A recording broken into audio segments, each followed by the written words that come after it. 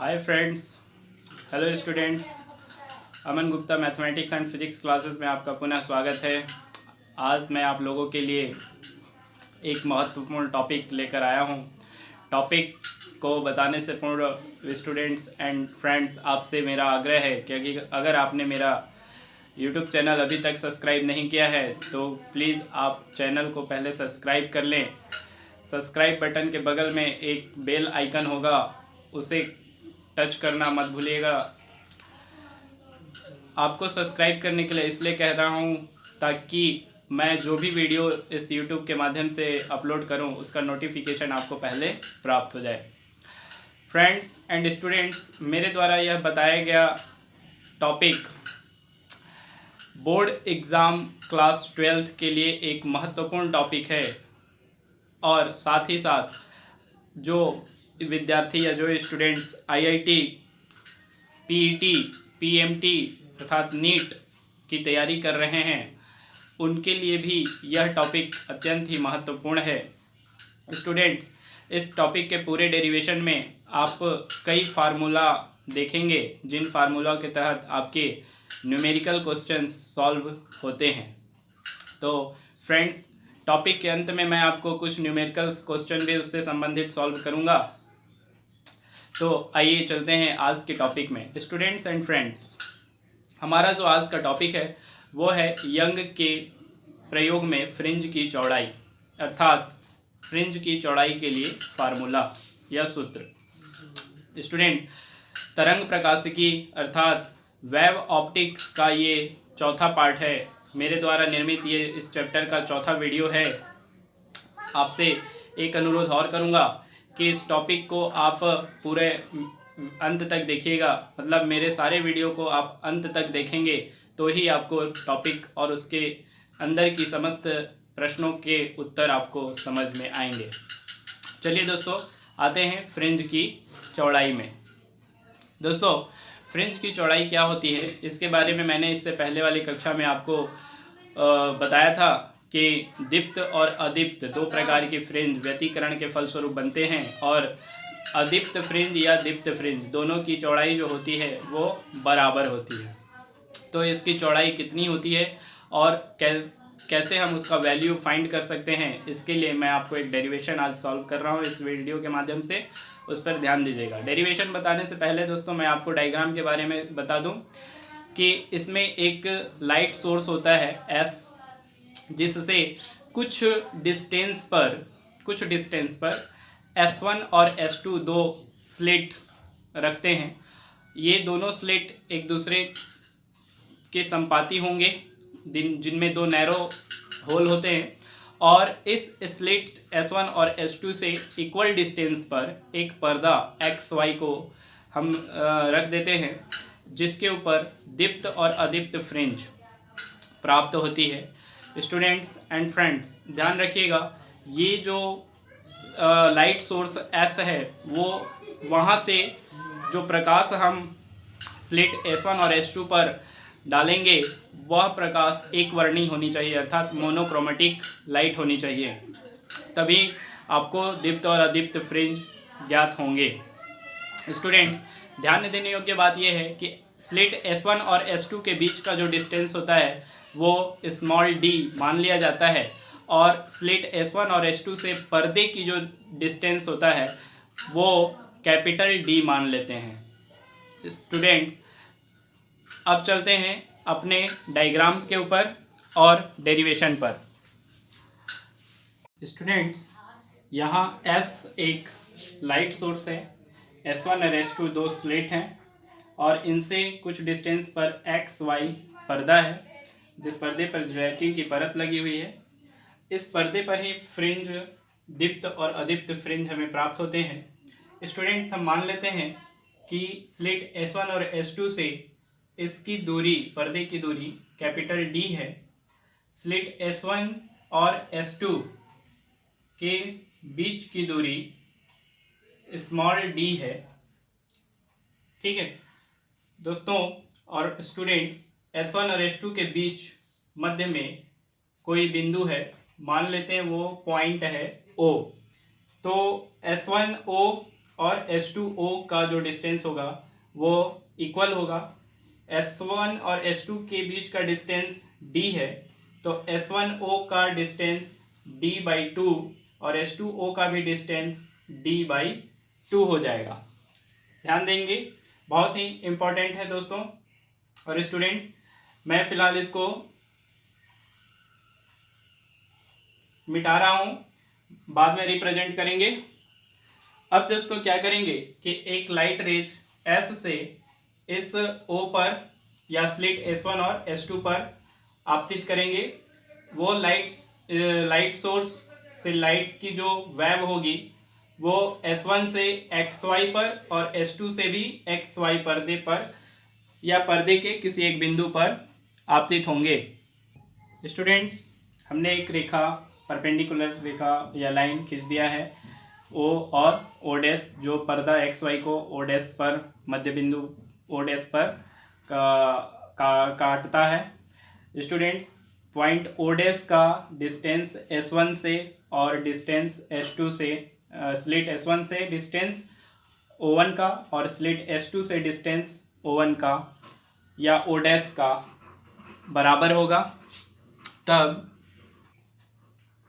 यहाँ slit S1 और S2 जो हैं दो कला संबद्ध सोर्स या कोहेरेंट सोर्स की तरह कार्य करेंगे, जो लाइट सोर्स S के समांतर हैं। इसलिए लाइट सोर्स S से होकर जो तरंग वेव पास हो रही है वो स्लिट S1 और स्लिट S2 के द्वारा पर्दा XY के बिंदु P पर आपतित होती है, इंसिडेंट होती है। फलस्वरूप इनके बीच जो पथांतर है वो पथांतर 0 होता है। मान लेते हैं स्टूडेंट्स कि पॉइंट P का पॉइंट O डैश से डिस्टेंस x है। स्टूडेंट्स, अगर आपको इसको O1 लेना होगा तो O1 भी ले सकते हैं, O डैश लेना होगा तो O डैश भी ले सकते हैं। हमने यहाँ पर O डैश का प्रयोग किया है। तो स्टूडेंट ध्यान देंगे कि एक ही रेखा पर 3 पॉइंट आ रहे हैं, S, O और O डैश। ये तीनों एक ही रेखा पर स्थित हैं। तब ऐसी परिस्थिति में स्टूडेंट S1 और S2 से एक परपेंडिकुलर लाइन पर्दा XY पर खींचेंगे। S1 से खींचा गया लाइन S1 Q और S2 से खींचा गया लाइन S2 R दे देंगे नाम। ये हमने लाइन खींच दिया, S1 Q एक लंब डाल दिया पर्दा XY पर और S2 R भी एक लंब डाल दिया पर्दा XY पर। तो स्टूडेंट ध्यान देंगे कि इसे लंब डालने के साथ ही दो समकोण त्रिभुज बन गया। एक समकोण त्रिभुज S1PQ और दूसरा समकोण त्रिभुज S2PR। स्टूडेंट, ध्यान देने योग्य बात यह है कि देखिए P से O डैश के बीच का दूरी या डिस्टेंस x है और O डैश और Q जो है वो O और S1 या S1 और O के बीच के डिस्टेंस के बराबर है, तथा H2O का जो डिस्टेंस है वही O डैश R के भी डिस्टेंस के बराबर है। अगर S1 और S2 के बीच का डिस्टेंस स्मॉल d है तो O से S1 या S1O के बीच का डिस्टेंस स्मॉल d/2 और H2O का डिस्टेंस भी स्मॉल d/2 हो जाएगा। फलस्वरूप Q से O डैश के बीच का जो डिस्टेंस होगा ये डिस्टेंस भी d/2 हो जाएगा और ये डिस्टेंस भी d/2 हो जाएगा। स्टूडेंट्स एंड फ्रेंड्स, इसको आप ध्यान रखिएगा, यही सबसे महत्वपूर्ण वैल्यू है जो पूरे डेरिवेशन में काम आएगा हमें। ठीक है, चलिए कुछ मान लेते हैं। हमने जो डायग्राम बनाया है उसके अकॉर्डिंग स्टूडेंट्स हमने मान लिया कि माना S1 और S2 equal to small d है, तब S1O इक्वल टू d/2 व S2O इक्वल टू d/2 हो जाएगा। S1O d/2 डिस्टेंस और H2O का डिस्टेंस d/2 हो गया, तथा पर्दा S1 व S2 से पर्दे की दूरी कैपिटल D मान लिए। यहाँ से स्लिट S1 और स्लिट S2 से पर्दा XY का डिस्टेंस कैपिटल D हो गया। पुनः मान लिया कि पर्दे पर बिंदु O डैश से P की दूरी x है, यहाँ O डैश पॉइंट है, ठीक है, और यहाँ P पॉइंट है, दोनों के बीच की डिस्टेंस को x मान लिए। एवं S1 और S2 से पर्दे XY पर S1Q, देखिएगा स्टूडेंट, S1Q और S2R दो परपेंडिकुलर लाइन या लंबवत लाइन खींच लिया है। हमने बताया है कि SO और O डैश, SO और O डैश तीनों पॉइंट जो है वो एक ही रेखा पर है। तब अकॉर्डिंग टू फिगर चित्रानुसार चलते हैं। स्टूडेंट ध्यान दीजिएगा, दो त्रिभुज बन रहे हैं।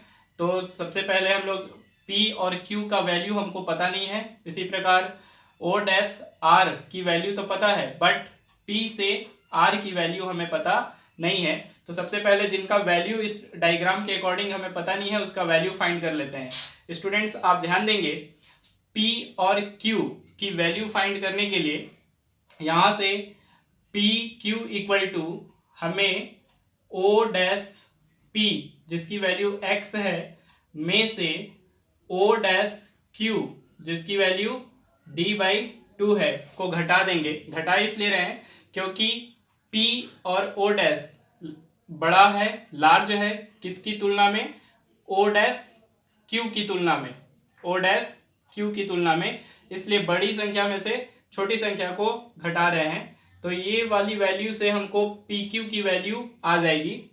स्टूडेंट्स ध्यान देंगे, जब हम PR की वैल्यू फाइंड करेंगे तो P और O डैश या O डैश P की वैल्यू हमें पता है और O डैश R की वैल्यू है d/2। तो PR इक्वल टू हो जाएगा O dash P plus O dash R means x plus d/2। तो आइए स्टूडेंट्स इसको हम सिस्मेटिक लिख लेते हैं ताकि सॉल्व करने में हमें सुविधा हो। ये हमने डायग्राम के अकॉर्डिंग लिख दिया स्टूडेंट्स कि P Q equal to O dash P, यहाँ पे ओ डैश है, ध्यान रखिएगा, ये O dash P minus O dash Q या O dash P minus O S1, O dash Q और ओ S1 दोनों बराबर है, इसलिए हमने रिप्लेस कर दिया ओ S1 से, equal to x minus d/2। O dash P का वैल्यू x और ओ S1 का वैल्यू d/2। उसी प्रकार P R equal to value put कर दिए तो x प्लस d/2 आ गया। अब चलते हैं पहला वाला ट्रायंगल S1PQ में, समकोण त्रिभुज या राइट एंगल ट्रायंगल S1PQ में पाइथागोरस प्रमेय यूज करेंगे। पाइथागोरस थ्योरम से PQ S1 में जो कर्ण होगा वो हो जाएगा S1P, आधार हो जाएगा S1Q और लंब हो जाएगा PQ। तो पाइथागोरस प्रमेय जब हम लगाएंगे तो इसमें पाइथागोरस प्रमेय हो जाएगा स्टूडेंट S1P का स्क्वायर बराबर S1Q का स्क्वायर प्लस PQ का स्क्वायर। अब स्टूडेंट्स हम यहाँ पर अकॉर्डिंग टू फिगर वैल्यू रख देंगे।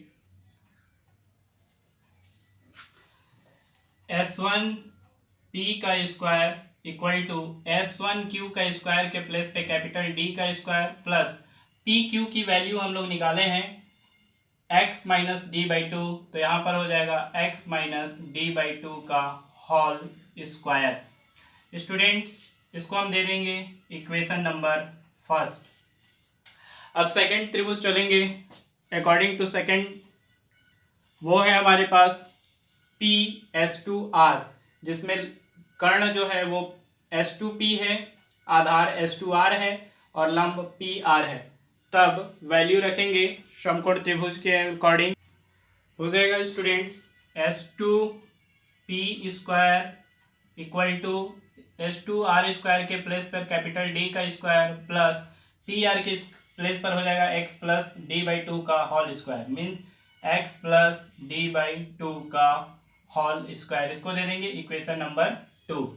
स्टूडेंट हम इक्वेशन 2 में से इक्वेशन 1 को सब्ट्रैक्ट करेंगे, वैल्यू पुट कर देते हैं स्टूडेंट। समीकरण 2 है हमारे पास d square plus x plus d का होल स्क्वायर, तो लिख लेंगे d का square plus x plus d/2 का होल स्क्वायर, फिर माइनस लगेगा स्टूडेंट और फिर समीकरण 1 लेंगे d square plus x minus d/2 का whole square, means d square, यहाँ मिडिल ब्रैकेट लगा ले रहे हैं, d square plus x minus d/2 का होल स्क्वायर। स्टूडेंट हमारे पास दो फार्मूला होते हैं, आप जानते होंगे कि फार्मूला क्या है हमारे पास, कि हम जानते हैं चूँकि a प्लस b का whole square equal to a square plus b square plus 2ab और a माइनस बी का whole square equal to a square plus b square minus 2ab।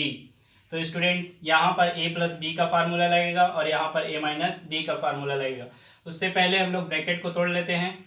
Students एक और फार्मूला होता है कि a square minus b square equal to a minus b और a plus B.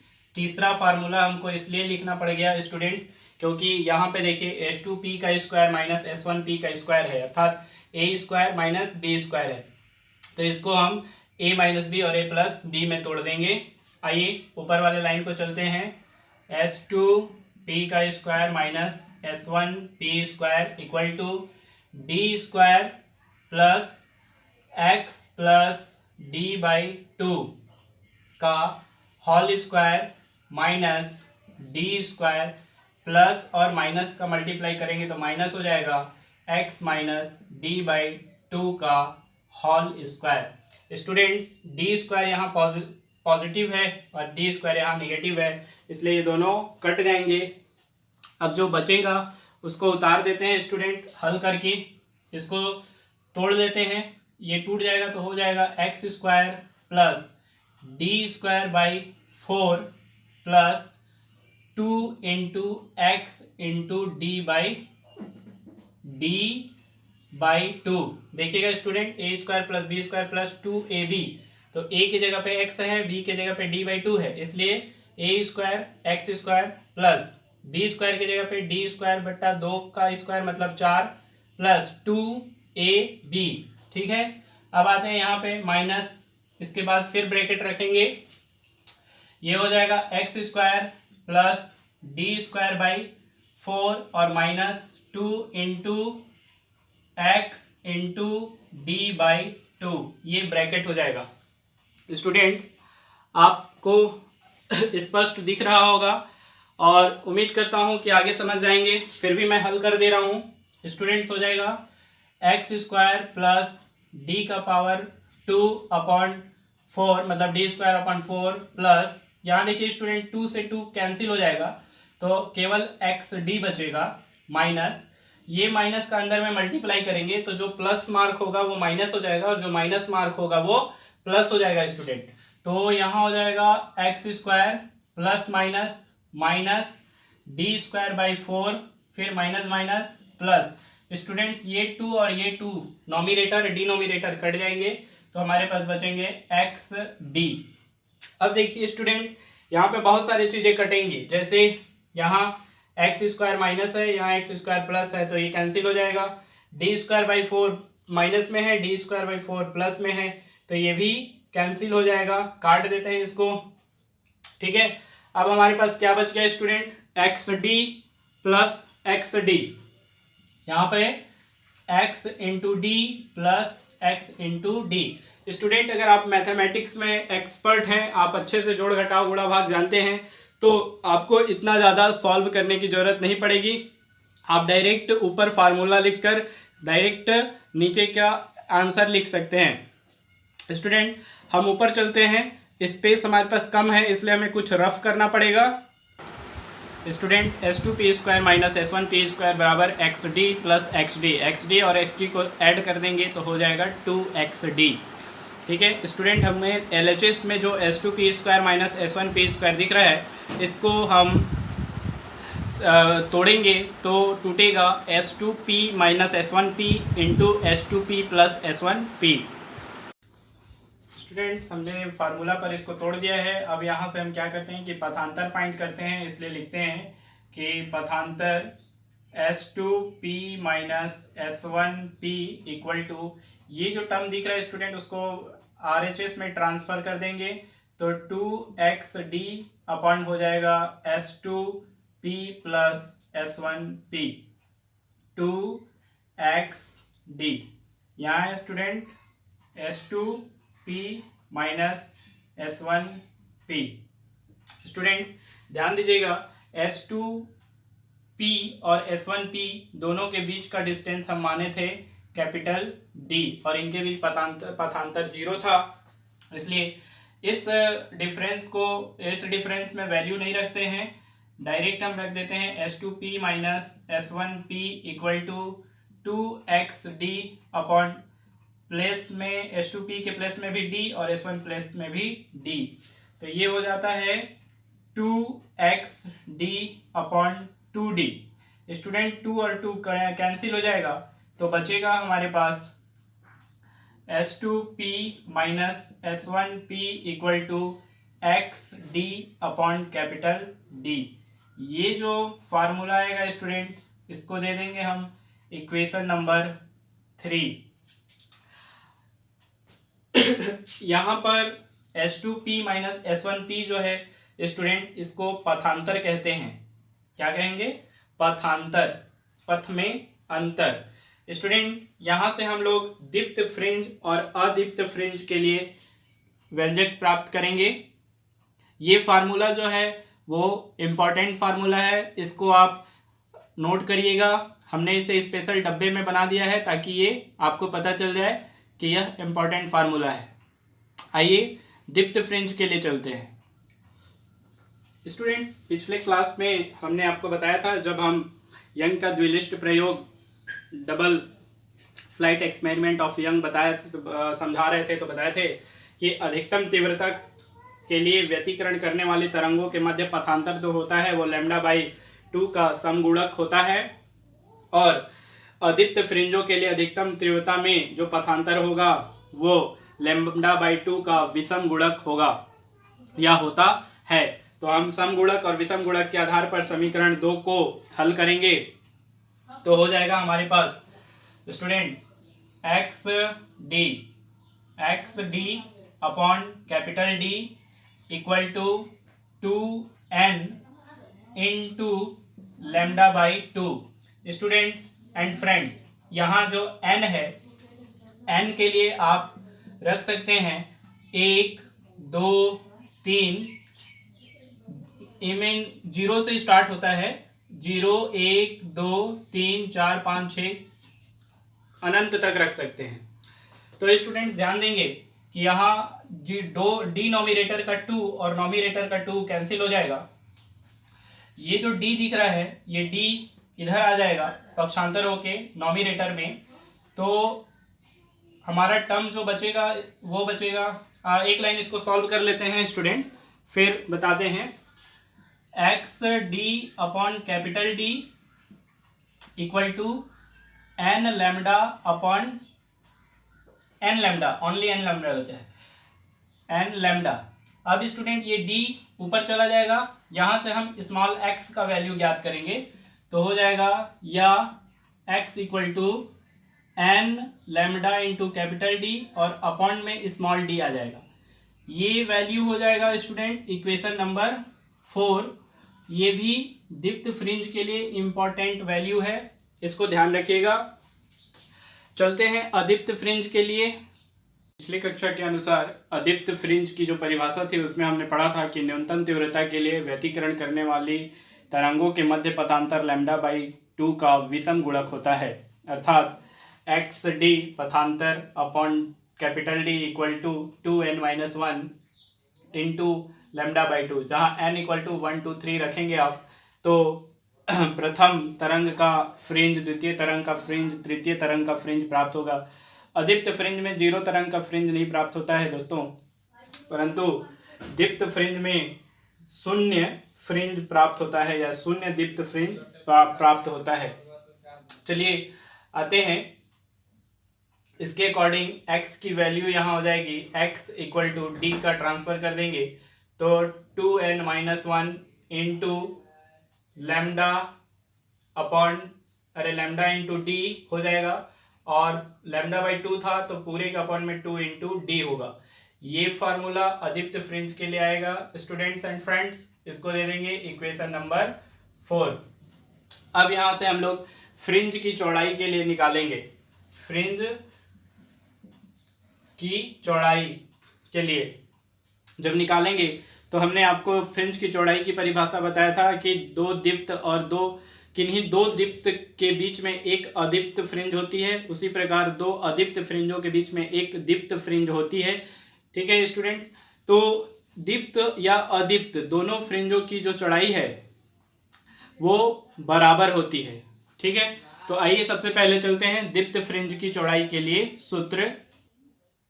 Student, fringe की चौड़ाई दो क्रमागत दीप्त या अदीप्त फ्रिंजों के बीच की दूरी को फ्रिंज की चौड़ाई कहते हैं। इसे बीटा से प्रदर्शित करते हैं।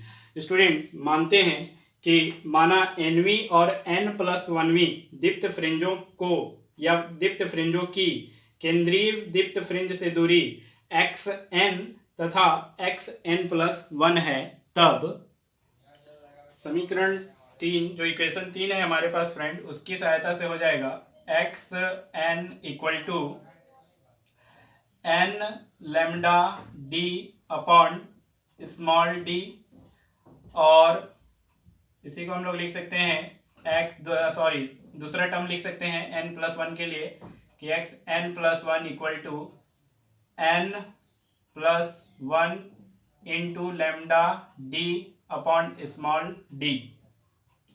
स्टूडेंट, इसमें से इसको हम सब्ट्रैक्ट कर देंगे तो बताएंगे, इसलिए xn+1 माइनस xn अर्थात n+1 into lambda d upon small d minus n lambda d upon small d। Student, इसको हल करेंगे ना तो n लैम्डा d देख रहे हैं, इसमें लैम्डा d का n में मल्टीप्लाई करेंगे तो n लैम्डा d हो जाएगा, फिर प्लस लैम्डा d हो जाएगा। अच्छा, हल कर दे रहा हूँ, d और d का एलसीएम सेम d उतर जाएगा, नॉमिनेटर को सेम टू सेम उतार देंगे तो n lambda d plus lambda d minus n lambda d, दोनों का हर समान था इसलिए हर का एलसीएम सेम हो गया तो अंश उतर जाता है। तो friends and students, n lambda d plus n lambda d minus cut जाएगा तो हमारे पास बचेगा xn+1 minus xn equal to lambda d upon small d। Students and friends, जो दो क्रमागत दीप्त फ्रिंजों के मध्य अदीप्त फ्रिंज होती है, उस अदीप्त फ्रिंज की चौड़ाई को हम लोग बीटा से प्रेजेंट करते हैं, इसलिए हम लोग लिख सकते हैं या β1 equal to lambda d upon small d। ये एक फार्मूला हो गया, इसको दे देंगे इक्वेशन नंबर 4। स्टूडेंट, ये अदीप्त फ्रिंज की चौड़ाई आ गया। अब दीप्त फ्रिंज की चौड़ाई के लिए सेम प्रोसेस को दोहराएंगे समीकरण 4 पर, तब स्टूडेंट हो जाएगा xn इक्वल टू हमारे पास था 2n-1 into lambda upon lambda d पूरे के अपॉन में स्मॉल d, व सेकेंड हो जाएगा xn+1 equal to 2n+1 into lambda d upon small d। पुनः इसमें से इसको सब्ट्रैक्ट करेंगे तो हो जाएगा students xn+1 minus xn equal to 2n+1 into lambda d upon d minus 2n-1 into lambda d upon d। Student, जब हम इसको भी सॉल्व करेंगे तो इसका भी सॉल्यूशन हमारे पास लैम्डा d अपॉन d आता है। xn+1 minus xn equal to, इतना को β2 मान लेते हैं, दो अदीप्त फ्रिंजों के बीच दीप्त फ्रिंज की चौड़ाई मान लेते हैं β2 है, तो β2 equal to lambda d upon small d। ये जो फार्मूला है स्टूडेंट, इसको हम इक्वेशन नंबर 6 दे देते हैं और समीकरण 5 और 6 से बता देंगे, समीकरण या इक्वेशन 5 व 6 से β1 बराबर β2 इक्वल टू बीटा, जहाँ बीटा जो है वो फ्रिंज की चौड़ाई है, इसलिए बता देंगे कि beta equal to lambda d upon small d। ये जो फार्मूला है फ्रेंड्स, ये फार्मूला ही फ्रिंज की चौड़ाई के लिए है। Students, beta equal to lambda d upon small d, यह बहुत ही इम्पोर्टेंट फार्मूला है जो दीप्त और अदीप्त के लिए प्राप्त होता है। स्टूडेंट्स, इसका न्यूमेरिकल जो है हम अपने आने वाले वीडियो में सॉल्व करेंगे। तब तक के लिए धन्यवाद।